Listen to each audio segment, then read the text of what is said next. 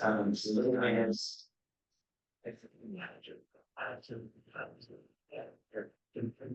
So I'm gonna just talk through what the video is about, and then next time we do this, I'll just make sure that we work together to do a lot of video presentation. But I will tell you this, it's probably 2021.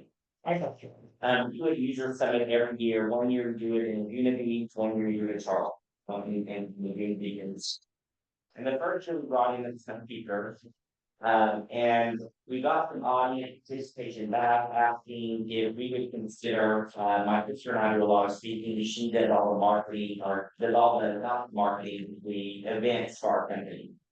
And so the next year when we were in Charleston, her and I got together and we started doing a leadership series called Space for Grace. And so something that had just kind of come out of COVID, my years in leadership within the industry, but I grew up in a Packers family. And so you'll see me talk a lot, or freedom, I talk a lot with the Angelical family, and so we were very exuberant in our discussion as well. You would know, probably exuberant in our brain as well. But public speaking came quite easy to us, okay? But there's a process in the journey that we go through. And so there is some discussions that we've talked about. And when they asked me to kind of talk a little bit about leadership, I was, I'm asked to speak a lot more about that now. So it's very interesting where our industry is, where the healthcare side of the industry is. It really wanting to understand that maybe there's something in the way that we're leading that might be causing some of the issues that we're having as a healthcare industry. Find it very interesting. I'm going to have to speak to a large hospital system in North Carolina about a very similar topic. So you're starting to see more and more of this. And so I've kind of created a series called Space for Grace. And my team's been after it. I've actually written a book. I just got it back from Half Moon Bay. The book will come out in March. And it's literally along these lines. And it's kind of taking us through a journey. But I'm talking about today from leading from a position of support, not from an alien. And I'm going to take you on the journey of what I'm talking about. Because I will tell you, most of us probably think we lead from a position of support, but unless you're intentional about it, you probably lead from almost an enabling position. I'm going to explain what I'm talking about through the journey as well. I'm going to refer to some notes here too as we talk through the process, just because it doesn't come as naturally to me as I've been speaking. It's getting more and more as we talk through it, but I can talk in my sleep about finance issues, all the stuff that's happening in the legislative world. But we kind of talk through some of the least critical. I'm going to kind of say on a thought and on a thought process. Here is the difference that I really want to talk when we're talking about support. Support lifts others up. If you are an enabling leader, you're going to hold them down. And there's a reason for that. So before you get here today, you're going to know the difference between support and enabling. There is a video here, but I'm not going to show it just because, but if you watch The Office, there's a fantastic clip here. That they go, that's actually pretty humorous. I'm going to walk you through what they're doing here. They are doing a demo. He's like talking to the customer. He's the boss, of course. He's telling him and coaching him what he should say, what he should do. And he's the customer and he's getting frustrated. Okay? And so, but he, the manager, is not letting the employee really talk. He says something that he thinks is not in line with how he would have done it. He interjects. No, you can say this stuff. You can say that stuff. Coming towards the end of the call, they make him happy. And then he just says, you landed $1 million deal for our company, but I have one request of you. And he's like, what? And he basically says, I want you to fire Clint. Okay? The manager was causing the problem. The only reason why it managed is because if you were letting him talk, he may have been able to land the deal. But the manager was in there telling him exactly what he was telling him. This is a really good analogy to start getting into a discussion around what does it mean to be a supportive leader and what does it mean to be an enabling leader. Here's a few of the reasons why. I'm going to go through a few of them. The heart of our problem is sometimes we care too much of good. And so we will, sometimes what we'll do is we'll make excuses for it. I hear this a lot from my team as well. And I'll tell you, I was that kind of leader. So I'm gonna give you kind of a window into why this all started to come out to me. This probably was a journey that happened back in 2016, 2017. And I remember when COVID hit, I know we get so tired about COVID and the pandemic, but I talk about it for a reason because March the 14th of 2020 forever changed my trajectory of how I lead. So if you knew me prior to that, I literally was a different leader than I am today. Be more egregious, I was very in your face. It was just a whole different process, but I'm gonna see that, I'll take that through that journey that's on it. But I remember traveling 216 days in 2019. So when it closed down, I had 216 hotel stays in 2019. But that's because I couldn't say no. Somebody had a problem they needed to fix, so I would go rush to help them fix it. Okay. I wasn't coaching them on how to fix it. I was just doing it for them. I was doing that at Acadian when I was at Acadian. They would get into a bind and a problem's like, well, we told you that was gonna happen, but they did it anyway, got into a bind, and now they come to you to try to fix it. Well, we need you to help us get out of this. Can you go do this? Can we go do this? Yeah, we'll take care of it. Okay? And it was because I cared. I understood it. Then I began to understand there's some things, and I'll talk that through. A personal journey of mine that really gave me an epiphany of what it really meant to be a supportive role in the Navy. Because I didn't realize at the time that I was a Navy. I was doing for some of the other, I was doing for our employees or for others what they could do for themselves. Here is what George Patton says: don't tell people how to do things, tell them what to do, and then let them find out their results. And too often what we do is we give them a policy procedure, we give them step-by-step process of how to do that. And then we want them to kind of work through the process. Every time I hire somebody on do, they're like, we have a policy procedure, and they would just follow this process. And I go, well, how do I make my process feel relevant today? And let a new person come in, and I want them to get told them. Because it may have worked in 2020, but in 2025, it's not working anymore. And so then I'm married to that process. But if I make them follow this rule book, and I hear that all the time, I was in Texas. God told me I've been in this committee now for 18 years. I was only supposed to get on it for 6 years. On this statewide committee, he said that see all these young whippersnappers coming in now, and they're producing, they're talking about ideas that were like, well, we tried that already. And I said, and he said, I'm just telling you, you need to listen to some of the best. You've already tried them already. And I said, that's probably the wrong advice. Maybe when you tried it 16 years ago, it wasn't the right time. But maybe today is the right time. And you want them to challenge you. You want them to have that feedback. You want to get that feedback of this new generation. This new generation is very frustrating. These Gen Yers are very frustrating. Gen Zer, they're very frustrating to me. Because they really make me think, why am I doing? I can take the thing and say, well, hell, I am this country. You're going to do what I tell you to do. That could be one way to say it. But that's probably not the right way to do it, because a lot of times their ideas, they can't, it's kind of an excuse, like, answer it. So my reason might be, you know what, I just don't have the time to do it right now. It's a really good thought. We're going to do it. That would be an appropriate response, but not just because I told you to do it. Really. And it's really hard for us as leaders, especially because I'm a very type A personality. You don't already know that. So I have to manage my type A tendencies, because I'm like, once I sit next to that candy bar at the door, we're moving, let's go. But I have to remember what a coach told me back in 2017. Asbel, you lead from an island. And I'm like, I'm out here doing all this stuff. Look what I'm doing. Look, check it all out. And he said, no, you lead from an island. You want to know why you lead from an island? Because you don't pay attention to who's following you behind, so you're not leading. You're way up here, and they can't keep up. You should stop following. They said, what you should do, take a few steps, always look back and make sure they're following. If they're not following you, you're not a leader.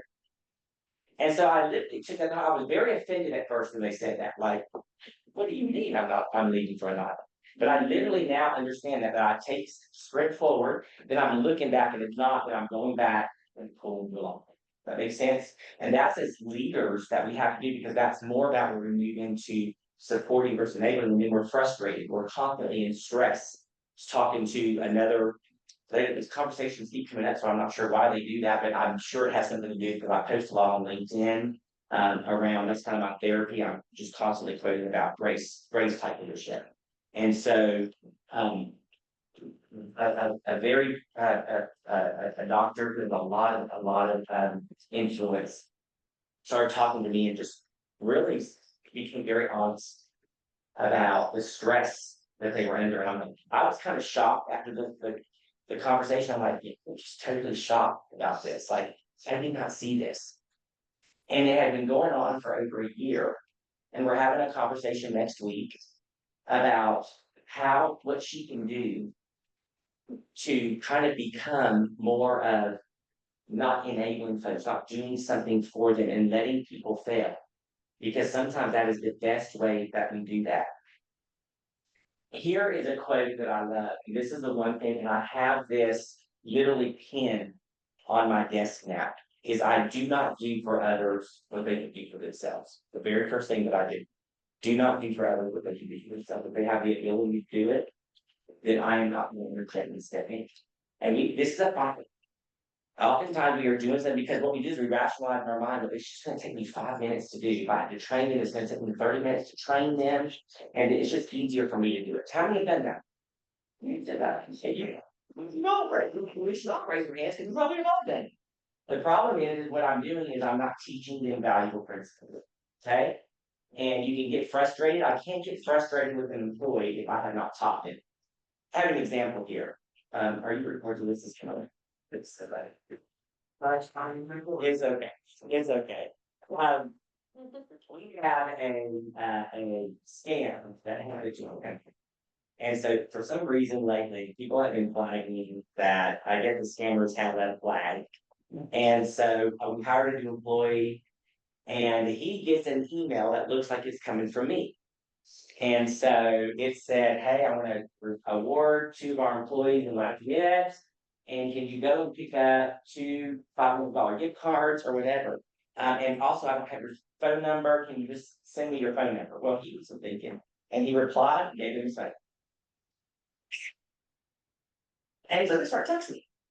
And lo and behold, he goes, takes a picture, like he goes through the whole process. And I'm logically in my mind thinking, are you kidding me? This is like classic scammer 101. But guess what? It's a Gen Wire. He'd never been anything like this before. So I started going back. So I'm on vacation last week and on the beach or whatever, and they're coming back for it. And I said, okay, God. Number one, do we have a process of this? You're making an assumption that they should think like me. Okay. To me, that's an arrogant comment that everybody should think like me. That makes me an arrogant leader. It's hard to admit. I get that you wouldn't do that, but obviously it happens. So do I have a policy and procedure that avoids this type of stuff happening? We should have policies and procedures that says we don't use corporate cards for things like this. We just assume that just everybody would know that. Who would fall for that? And so I could take the standpoint of it, but it actually made me step back again and just say, okay, let me figure out, are we doing something for him that he can do for himself? Did he have the tools? Did we know? Did we actually set a policy in place when he onboarded? Did we go through all these things before we gave him a corporate American Express card? We did it. So who am I? I'm to blame myself for that. Okay. The scam happened. I can make up every excuse to say nobody falls for that stuff anymore, but obviously they still do, or they wouldn't be doing that. Do you know what I'm saying? And so to me, it made it look like he thought, but he didn't know enough yet to do that. And so we had another issue that happened where we paid an invoice from somebody that thought, I'm like thinking, okay, for a common denominator in you, Asbel, is there something going on? So then I started to do a retrospect. So then I'm calling people. Okay, I've got the common denominator here. We have fallen for 2 scams in the last 9 days. How does that happen? Like, how does this happen? I have very smart people. The last one was our CFO, who's a CPA, brilliant, whatever, and she fell for it thinking that I had approved something because it made it look like that. Instead of picking up the phone and saying something seems off here. And so I'm like, but I got a common denominator and it's all you. So now there's 2 issues and it's focused on you. So is my personality so type A that they're like, oh, we just want to do everything that we can. Oh, sure. He said do it. We're going to do it without questioning it. Why didn't they question it? So then I start asking, why did you question it? So then I'm gonna have conversations with you. Tell me why the question. You like ask, but sometimes I just get intimidated with it. Or I don't know, like I'm just like coming up with something, or it just I was moving too fast, I wasn't paying attention. That's okay too. But if it's something different that I need to do, then I need to have to be honest with myself, and I need you to be honest with me as well. And that's right now we talk about money. It's because I do know I always say that from day one. I want you to push back. I don't hire yes and no people here. You better not let me hit a landmine. If you see a landmine ahead of me, you better tell me that, hey, there's a bomb up ahead. Don't step on it. That's what I'm coming upon you to do. But that is what we have to make sure that we teach our folks. And if we're not careful as leaders, what happens is they become intimidated and they stop talking. Or they do provide with us a suggestion or something, and we can shut it down, act like it's nothing. And you can say, well, I do have solicit feedback, but how do you respond to it? Do you react to it? Do you respond to it? What do you do through the process? And I think that's the thing that we kind of work on through the process. So here's the difference between enabling, enablement and empowerment. Empowerment is another word for support. Okay. So are you supporting, meaning are you empowering them? Or are you enabling them through the process? And what does that actually mean? Empowerment is actually equipping them, encouraging them, trusting them. That's what it's at. That's what actually empowering. Enabling is actually rescuing them, fixing them, controlling them. That's what that is. So if you're the command and control type style, you're more than likely an enabling leader. And that's very common when I talk to people at the EMS. We're kind of used to that, especially if you're in fire, that command and control type structure. It's kind of really hard. This new generation, they don't necessarily really care for the command and control style. They're going to tell you pretty quickly. That's why we're struggling right now with Gen Yers, Gen Zers, this different generation that's being brought up where information is just, it's everywhere. They can get everything they want from you. And then they're going to try to tell you you're not a good leader. Well, you're not a good leader because I was learning this and they challenge you. And so I first admit and say, y'all are very challenging for me. Because I've learned in my leadership career, I don't have to always have it together. Sometimes I'm dealing with challenging people. I don't really want to be here. I really want to talk to you. And I'm okay with saying that. But then let's have a conversation about it because it's probably not the right attitude. So let's figure that out. Maybe it was time. Maybe it was the way you delivered on it. Maybe you didn't hit a deadline. I'm better about not reacting anymore. It's response. So I write a lot. I do that everywhere now. Literally, going to the airport, somebody does something, whatever, I give them my notes, start talking it out on my phone. Can I shut down for that? Instead of reacting to the person, I'm just on my phone doing it. Because I understand now the power of that enablement and that piece of stuff. Here's what I want you to do. There's a story, but I want you to take, if you've got something here, you don't have to write it down, whatever, but I want us to think and take 2 minutes and just say, can we identify somebody in our organization that felt like being empowered in the last month? And if you can't think of someone, or think about, is there somebody in my organization where maybe I enabled the behavior? Maybe I fixed something because it's just easier. I just had too much on my plate, it's easier for me to fix and train them how to do that. Think about, do you have something, or whatever, I'm going to ask somebody to volunteer if they want to tell their story.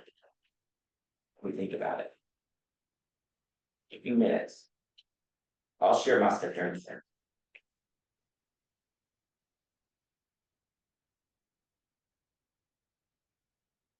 People that are online, you don't have to write it in. You don't have to share it if you don't want to. Anybody think of something? Anybody think of something where they empowered their employee? We always like to talk about the empowerment. Toxically, maybe. So I had a suggestion box that anybody can put anything in anonymously if it's reasonable to do it. Because most of the stuff that gets our crews spun up and bent out of shape is stuff that the cornhole board is okay, I'll buy a new cornhole board. I don't care, but then I send out the responses in the stoplight report. Red, we can't do this, here's why. Yellow, we're looking at it further, green and stuff. Somebody put in the suggestion box, can we get new spatulas for station 4? Red, absolutely not. Because this didn't need to go in the suggestion box, because if you need a spatula at your station, go next door to the hardware store, we have an account set up, buy a spatula. That's one I've gotten made fun of for a while, because you have to be Jacob on.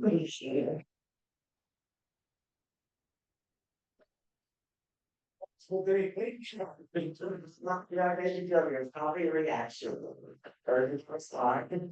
Yeah, that's actually a really good one. Anybody have one like in the neighborhood that maybe you fixed something, did something, or if you did something for someone that you probably should let them just kind of deal with it. We were just talking about that, I did that today.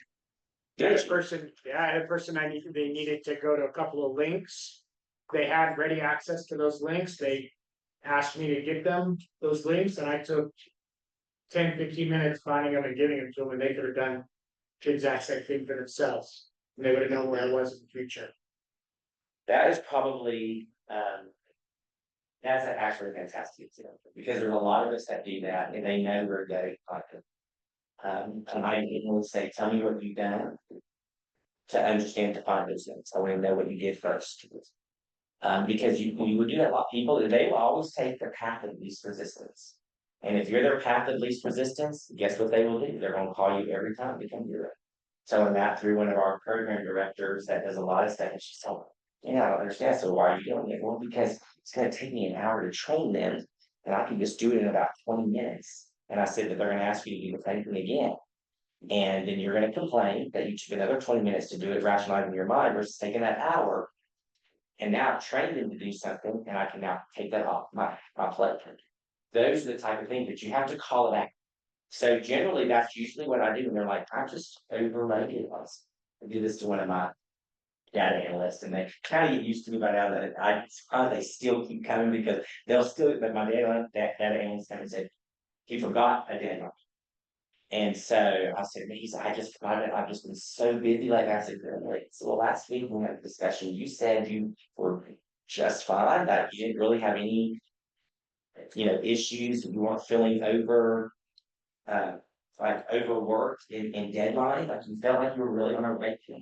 I said, so I'm trying to figure out what happened between that call and this one. Is it an excuse maybe that you're giving me that you forgot? You should have just said, yeah, I forgot. And I would have been okay with that. What I'm not okay with is an excuse. So do you really have too much too many job duties on your plate, or is it really just shit, I forgot? And it was I forgot moment, because he's forgotten before. And he had to write up a whole plan on how he was not gonna do that again. When I do that, this is where I'm like saying, like, whatever, remember, after it happens 55 times and it's the same issue, then I'm like, okay. I need to know from you how you're never gonna let this happen again. I need a plan on my desk by Monday to let me know how you're not gonna do this. That way I know you've given it thought. You've written it out. Whatever you need to make you successful, I'm happy to help you. So you start to say that I meet with them and we go down the path. I'm doing that with somebody on Friday tomorrow. Same concept. We had some issues. I'm like, okay, it's been a while. This is the 4th time this has happened. So they're gonna do the same thing. Okay. They're gonna, hey, no issue with whatever, but this cannot happen again. I'm not gonna spend 8 hours of my time again on some, I paid you to do this. So I have to do it for you. I'm not, then I start thinking, why are you here? So let's put a plan together to kind of figure out why, and is there some resource that you need from me to be able to do that? But I'm not gonna do for someone what they can do for themselves, because I will train you all day long. I'll work 100 hours a week training. I have no problem teaching. I love doing it. It's fun for me. It's because it's helping you be better. But I'm also not going to let you take a quick way out. I get it. We all make mistakes. But there's some things that if you keep making that same mistake over and over and over, finally then it's just like, okay, this is lazy. There's a problem here. Do you have a structure in place to filter those mistakes out? Especially when you're making the same mistake over and over again. I'm not like that. You make it, I can care less. But if you make the same mistake 5, 6, 7 times, the same one, now we got a problem. So there's a central to something else, and it can come upon you to have a conversation about it. Empowering or enabling leaders don't want to have to deal with the conflict, because it's hard. I hate conflict, but you have to do it. And so it's easier to just go and see. And then somebody will write to me about it, I'm like, okay, so tell me, what are you doing to fix that? Are you just gonna sit there and, well, I just don't understand why I have to keep showing them going and doing the research. One thing about finding the links or whatever, I'm constantly been having to show this person these links all the time, like, so have you had a conversation with them? Well, I shouldn't have had a conversation, this should be pretty simple on this. It sounds like a problem with you. Sounds like maybe it's simple for you, but maybe it's not simple for them. I'm gonna give them the benefit of the doubt. Have you asked them why they keep asking you to go research something that takes you 15 minutes to find? Well, notice that we'll have that conversation first and then we'll have a conversation. But it's usually hard. The enabling side of it is very, very hard, and it's the need to fix. And need to fix enabling is that internal pressure of that we have. Here's where I get a little personal to understand why are you talking so much about enabling and supporting. This all started, my understanding, and I had aha moments to what I was dealing with personally, how it actually bled over into your leadership. So my daughter is a recovering addict. But I learned a lot of stuff during COVID. And when COVID hit, I had this kind of self-reflect at that time. And I started to have to understand, okay, what's going on. She checked herself into the 13th Addiction Recovery Center, because that was kind of the thing that I usually require. Don't call me unless you checked in from somewhere, and then I'm happy to help you. After her 13th one, she calls and a social worker tells me, have you ever been to NARNA? It's kind of like the Al-Anon concept of family members for people that were narcotics. So her drug of choice was fentanyl heroin. And so the impact of her actually going into recovery was very slow. So I already knew what the outcomes were. I played in, there's a lot of that piece, but I can fix it. And so that was what I was. I was fixed. I fixed on the job. I would do habits. I can do all of this, but I cannot fix the addiction that you go through. Okay. So when I started going down, first of all, why am I going to NAR? I'm not the one who's calling, but she is. But I realized as I started to go through there that I wasn't part of the problem, and it came out. I was enabling behaviors. I was beginning to do things for her that she could do for herself, and she never learned the consequence of the decision of doing for something because Daddy would tell her. You know, I knew about the interest. I never knew about this, and so I started listening to all of my colleagues. I'm like, you know, I've paid hundreds of thousands of dollars for counseling, and I'm getting free counseling by going to this group. And it was wonderful because I would hear things like, yeah, my daughter or my son, they call and start asking for $20. $20, that's what she always was asking me for. And I didn't realize that was the fix. They needed $20 for that fix. And so I was thinking she was hungry because that's what she would tell her dad. And we would kind of work through this process. And I began to understand that this was an enable. So I was enabling through the process. Why she would keep checking herself out of recovery. She was 13. So number 13 for me was my wake up aha moment about really beginning to understand enabling the supporting. So then I started to go back and say, you know what? This is what you're doing at work. You're frustrated. I had a business, I would get frustrated with other like thinking, oh, I'm gonna have to fix this. Why can't they fix it? I mean, they should know this. That's what I would say, but I wasn't talking about it. You know what I'm saying? I would say, I remember one time that we went into a jurisdiction, we had told them not to go there, this was going to happen. Lo and behold, it happened. Now they want you to fix it. And so what we would do instead of me staying back and saying, I'm just so sorry, I cannot do that now, and you're gonna have to go to fix it. And I know you might pay me as a senior executive here, but I'm not doing it. And I began to learn that how constructive conflict began to happen. That a lot of the times I was enabling because I didn't want to avoid the hard decisions, the hard discussions.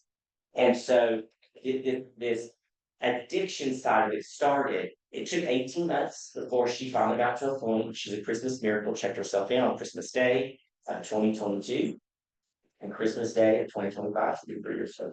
And she's been pretty fantastic. And she's taught me a lesson through this process of what it means to empower and enable. And I have to continue to exercise it now. She's my only girl. I would do anything to help her, but I do know if I don't let her go through the pain of having that job, the pain of having budgets, the pain of walking through that piece of being able to have to tell self no, that I can't go out and she's a girl, get my hair done every 2 weeks. You know what I'm saying? Because my budget can't afford that right now.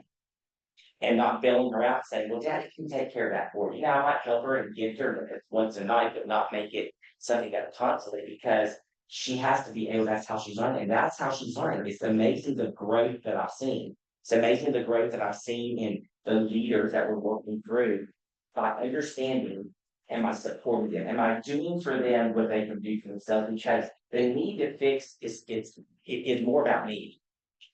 When I was fixing something and it happened, and you went, oh my God, how will you fix this problem? Oh, you're helping us on the federal level. Oh, look at that. You helped fix this issue here. I would be lying to tell you that they're a true that. Of course, it is true that. We'd be lying to say we don't like to be filled wanted or whatever to fix something. But the problem is, are you doing something that others can absolutely do? So what is your process with this? This is the journey that I've been on for the last year, generally speaking with our industry right now with healthcare. I'm not fixing it. I'm not taking the responsibility of fixing the issue. You guys have the power to do it on your own. I'm only going to take the responsibility to make sure you have all the information you need. And I'm going to try to get it in any form, way that I can. That's why I did podcasts. That's why I send out newsletters now. Why I do webinars. Why I go around here saying, what you do with the information from that point is up to you. That's supporting. Enabling would say, oh, you don't know, let me fix it for you. Let me work with your report. But then I'm not teaching you. We're not helping people rise to that next level, because the need to rescue really is more about me than it was about them. And that's the journey that I've had to be on the last 4 years, like really understanding why I'm not always doing this. And it's not something that you have to look at today. You might see things that say, you know what, I do that. Could be one thing or another. It's just saying self-reflection is the easiest piece, and you can do self-reflection in the mirror when nobody's watching. And that's the kind of area that we need to look at. The next thing is know when to act and know when to pause. This is probably too simple. The gentleman right here, when they sell a spatula, it's like, I'm not giving that spatula for you. Go next door.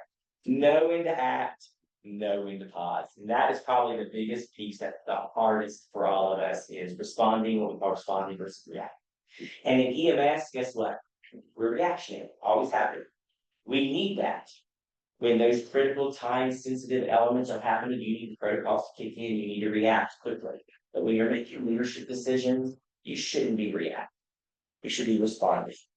So reply all in capital letters is not appropriate. That's probably not appropriate. Probably not appropriate. Reply all, probably not appropriate. What do they say? Critique in private, praise in public. Critique in private, praise in public. That's the way that what I teach my team all the time is, you gotta provide constructive feedback to someone, do it in a private conversation, do it in a private email. You shouldn't copy everybody on it. If you want to praise them, now copy everyone. That's when you know when to act, when to pause. That's meaning I stop. And the more I exercise it, the better I get. Now, 3 weeks ago, I'm on a plane. You're gonna keep doing it. And I probably reacted versus responding. And so then you begin to employ why you do that. I'm on an airplane, I'm flying somewhere, and I go to the restroom. They're still at the gate. When I walked on board, I noticed the flight attendant was wearing a mask. I didn't really think anything about it. Go to the restroom, leave the restroom, the door's open. She said, you need to put the seat down. So I didn't know if she was talking to me, so I just decided to act like, I don't know if she's talking to me, or she's talking to someone else. So I went and sat down in my seat. And she said, I guess I'll go through it for you. And she said, come on down. Well, and I'm thinking, remember, why is this seat was up when I was in there? And she's like, you need to leave the bathroom found. I was like, number one is I found the bathroom, you can see that. And it was it down. And I was like, thinking, you know what? So my mind starts rationalizing. You would have a job, was it for us to pay the tickets to see this place? We had my whole thought process starts going. I just looked at her and I just said, I know that. Why you can appreciate the way that you're talking to me. And she looks at me, I'm just asking you to see it. And I said, I have never in all my years flying has this ever happened. Like this week. And so I said, and I'm just reducing your airline, thinking that I'm gonna start switching, but he says, I get to my desk, I get back in my seat, and I get on my phone, and I'm gonna type a letter out of complaints to their. Type it all out. Then we're taking off in the air. And I sit and I hit send.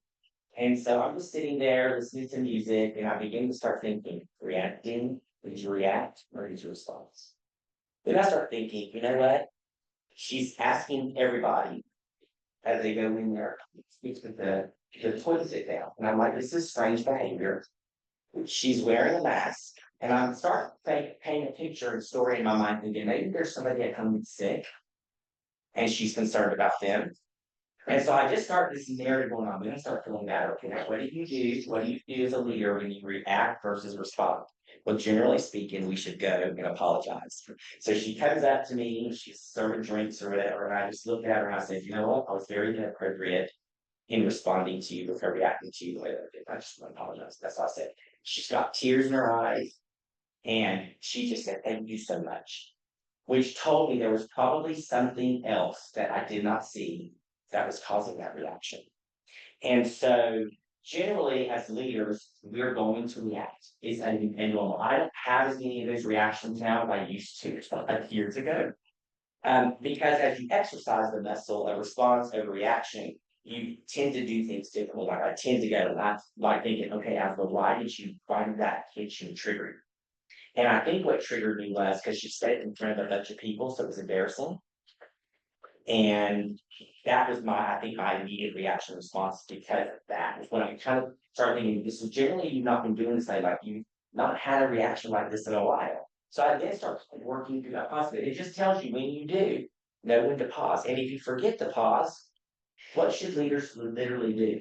Apologize. If we pay attention to some of the leadership that we're seeing now, we are equating that to be a dominant leader and a high powered leader, you should show no weakness and you're never wrong. So deny, deny, deny. That's what we're seeing. We're seeing a lot of our politicians do that. They're wrong, but they're not ever to act on their own. That is not the right leadership. That is not who we are as human beings and the humanity of how we lead our companies. And so you grow based upon that and we support and enable. And so understanding the difference of when to act and when to pause is really important in understanding reaction versus that. I just said that word. Here is the one quote that I like here. The greatest gift a leader can give is not the solution, but the space for someone to discover it themselves. Okay. We talk about a solutions group. We're solutions givers, not crisis managers. And if you're not careful, you'll be always in crisis management mode as you are in EMS. Because when something happens, when a crisis happens, guess what? You need to be reacting pretty quickly according to protocol. But generally in leadership, you should be thinking of solutions. You think on different sides of your brain when you are looking at in a solution mode or you're in a crisis mode as well. The other thing to talk about is leadership boundaries regarding long-term growth. And this is probably the one thing that I do see is when you're enabling versus empowering or supporting, you have boundaries. And a lot of times we as leaders, we as just human beings are lacking boundaries to begin with. It's okay to say no. No, period, is a complete, I don't owe you an explanation for no. If I can't attend, you should just say no and be okay with that. If your employees ask for something to be done, delivered, like it's no, not at this time. I remember when dealing with my daughter's addictions. Is they would say, instead of saying no, just say I can't. It works. But when you say, they're just gonna say, please, just I need 20 bucks. I'm hungry, I'm starving. I don't get 20 bucks. I'm sitting out here on the side. I haven't eaten in 2 days. But say I can't, and it changes. And it worked. It worked. When I started saying I can't, the dynamic changed. When I'm working with people at my if people ask me to speak and I can't speak, I don't ever say just no, period. I'll say, yeah, I can't. I don't need to provide an explanation. I just can't right now. Most people aren't going to come back and say, oh, I just wish that you would be. And if they did, I would respond to it. I can't. I'm okay with that. And then I'm going to move on through the process. So number one is how do we do it? Set expectations clearly. How do you set down? Be clear in your expectation. I was talking about this with my business partner on last Friday. We were talking about something. And he was frustrated about, he said, I said, okay, tell me what you said and how you said it. Well, this is what I said, okay. That doesn't sound very clear to me, so let me just make sure that maybe that's not what you meant. And so then he came back or whatever and realized, and he had his aha moment, you know what, I wasn't clear. His comment to me was, that, I mean, from my perspective, that's what I need to do. And I said, well, that's kind of an ego leader that says that, because you're expecting that everybody thinks like you. Now that seems very self-centered to me. So set very clear expectations. I train that to our team. If you want something delivered on your desk by close of business, Friday at 5 o'clock, say that. I want this paper by 5 o'clock, close of business. Not, well, they should have saw the email that came to them and it said in the email that it's due by whatever. I'm assuming they read that. No, don't assume anybody ever read anything. Be clear. Be clear. Be very clear here. Because you have an employee that says something, be very clear with them that they said it. That's setting a boundary. Resist the urge to solve immediately. Create spot space. You might know where the problem is. Many times we as leaders do that very quickly. We see the issue, we know what it is, but you need to walk the person through the process so they come to safe conclusions. And that takes time. That may take a phone call. And you might be going, I need to get home, I got 5 o'clock, I got 6 o'clock, I'm supposed to go to dinner tonight. Then it doesn't mean it's solved today. Are they dying? Somebody dying? Very well could be in your space, but if it's a leadership issue, more than likely not going to wait till tomorrow. Is the company going to go out of business because you waited 4 hours to make a decision or 8 hours to make a decision? If that's the case, then you need to make a decision. If that's not the case, then take a pause. Because you'll be pretty surprised at what you come up with that will manage that thing through the process. Number 3, I would say celebrate the effort, not just the outcomes. This is what I tell my team all day long. My parents taught us this way. Rather to be hot or cold than be warm. Well, they always raised us. I would rather, if you do it wrong, you better do it excellently wrong. You strive for excellence. So if you do it excellently wrong. Don't do it half-baked. Paul will be 100% supportive of you, but if you do anything half-baked, then that is not acceptable. That's not acceptable in our country. So be wrong or right, just do it excellently. I'm okay with that. I can handle that all day long. What I can't handle is mediocrity. Mediocrity gives me a sign and a window into who you are as an employee, as a leader as well. Number 4, normalize mistakes as part of growth. Very important.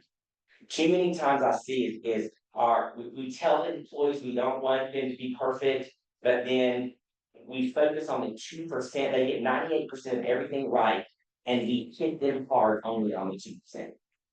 And we say, well, I'm not expecting them to be perfect. Yeah, you are. So did you set a reasonable expectation for them? Do we want to be 98%? Do we want to be 95%? Now, that doesn't mean I forget about 5. It just means I'm going to deal with that differently. And so I would rather you make a mistake, just jump. Did you do everything? Just go for it. That's my personality. Once I've done research or whatever, I'm done talking about it. And if we fail, this is the pivot, the power of pivot. I control my risk. So for me just to jump without assessing everything, now that's just dumb. You're just a dumb leader. But if I assess everything, then I'm going to jump and I'm just going to start working on it and then I'm going to pivot. Oh, okay. And maybe I started at 90 days. Well, we said we're going to get it 90 days, but 2 weeks in, I don't care if you stay 90 days. It's still not going to work 2 weeks in because you saw it's just a pivot. You got to create that within your team. You got to allow them to fail forward. I'm totally fine with it. Normalize the mistakes because we will find it quickly. What I usually see is when they get steeped in perfection, we stop growing because we want everything to be perfect. I had to get a business partner because him and I are yin and yang. He's phenomenal. Like, I never have to worry about the details. He's so into the weeds and he's amazing when it comes to that. It doesn't mean I can't get into the weeds, but I'm a macro level guy. He's a micro level guy. But I have to also make sure, dude, don't spend another piece on. We're 99.9% here. You're trying to find that point, you're done. You're done. Does that make sense? Because what happens is you spend way too much energy and time on that point 1 that you've got other initiatives that could be raking in money for you, raking in doing some other things. And what happens is we stall the growth because of that. Because we've not allowed normalizing the mistakes. And it could be our own problems. And you have to sometimes reflect and figure out, why do I have this drive to be perfect? Because you're not perfect, and never will be. There's only one human being in the entire world that was ever perfect, and you're not them. And when leaders always rescue, they build independence. And so sometimes you like that. Sometimes you like that. So rescuing personalities, you like that. They like that. They don't know how to operate outside of it. My middle sister, she talks about this candidly now, that she was in a marriage for 23 years, finally got rid of that sucker, because he was poor, like he always wanted it. She couldn't get out of that. She was constantly in this mode. But what happened is the chaos. She didn't know what it was like to have peace. And so it's like, then they would generate chaos because they didn't know what it was like. Because when you move into support, peace comes over. Like, it's just pretty amazing what starts to happen. But if you're driven into that, those endorphin rushes by always having chaos, that could be your problem as well. You've got to desensitize yourself from it because you get a lot more done. Things move forward. Now she's with a whatever. It's been amazing. It's amazing what's happening in her life now. Now it took her forever to get out of the kinks of it. She wanted to keep going back to the crazy man. And I'm like thinking, you're addicted to the kinks. You're addicted to the chaos. It was like with my daughter, trying to fix it. Like there was always something, call at 3 o'clock in the morning, 2:30 in the morning. It's always like, I'm gonna have to solve something, right? These are 10 points, and I have to give credit. This is not my credit. I actually just sensitized them a little bit. These are 10 points that I learned on my journey through Naran with my daughter, and then how these actually can work with leadership. My number one is the one that I always go to first. I do not do for the individual what they can do for themselves. That's the number one thing that I always look at. Anytime I'm about to do something for someone, I first say, is this something that they can actually do? Do they have the acumen to do it? If they do, I go back to the whole different process. What is my payoff for enabling? So that's my next question. If I enable the behavior, meaning if I rescue them, if I fix them, if I do it, what's the payoff for me? Like, what's in it for me? Same concept. Does enabling build my confidence in the individual or improve their self-esteem? And it's about them, not you. You might come back and say, oh, well, it's helping me. Well, you got a lot of other work to do. That makes sense, but is it helping them? Am I the problem solver? So people like it. Oh my God, I get 50 calls a day from the team always asking me questions. And I personally say, oh, really? Why? How much did you come in for? Well, because they need an answer. Are they not smart enough to that answer? Wait a minute, the last time I checked, they did their master's degree by being an idiot. They learned critical thinking skills. They learned how to research. So I'm just trying to figure out what you're doing. I would say, don't call me again until you provide research, and then you can send it to me, and then I'll take care of that. Right? Do I nurture the idea that all I have to do is ask and I get? Do I participate in enabling because of my guilt if I do not help them? Maybe you're guilty. Maybe you're one of those type of leaders that, oh, I just feel guilty if I don't help them. What am I going to do to enable the individual's bad behaviors? Do I participate in the drama they created? Sometimes you're the leader, you're the one with drama, just say. Do I constantly affirm them? Am I constantly affirming them as well? So leadership is not measured by how much you care, but by how many you put to care with. That's really the influence. It's the legacy that we're sharing as well. God, I have a leadership lab that I talked about. I talked a little bit about that as well. But hopefully something that I said today, we're at time. So anything that I said today, we'll send you some of this stuff as well. But anything that I can help you, let me know. But be supportive leaders. Be supportive leaders. Understand when you see any of those traits within you, start doing the digging. And it's hard. It's hard. Thank y'all for having me. Thank you for listening to me all day. Do you have birthday?